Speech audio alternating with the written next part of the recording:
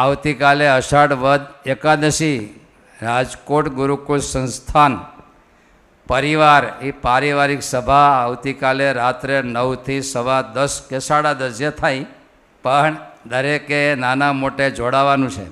એટલું નહીં કીધું ને, ગવર્નર સાહેબને જયસોમનાથ કરવા ફોન કર્યો, રાકેશભાઈ વગેરે આવી પરિવારને, તો હું પરિવારનો સભ્ય છું, મારે પણ એ પરિવારની સભામાં જોડાવાનું છે.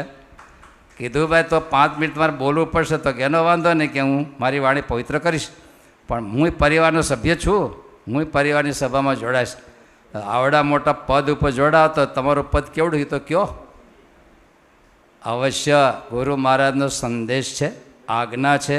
ગુરુ પૂર્ણિમાએ ગુરુ દક્ષિણા માગી હતી ને, કે ગુરુકુળ પરિવારના દરેક જે શિષ્યવૃંદો છે, મહિલા પુરુષ આબાળવૃદ્ધ, દરેક વદી એકાદશીએ જાગરણનું જાગરણ છે.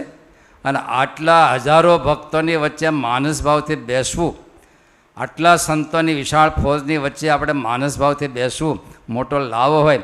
તમે એ સભામાં ઓનલાઈન બેસીને આંખો બંધ કરીને તમે ચિંતન કરજો, તમને અહેસાસ થાય કે હું ક્યાં બેઠો છું. હજારો ભક્તોની વચ્ચે હું માનસભાવથી બેઠો છું. આવો તમને ભાવ જાગશે. માટે આવતીકાલે ત્યાં જોડાઈજો.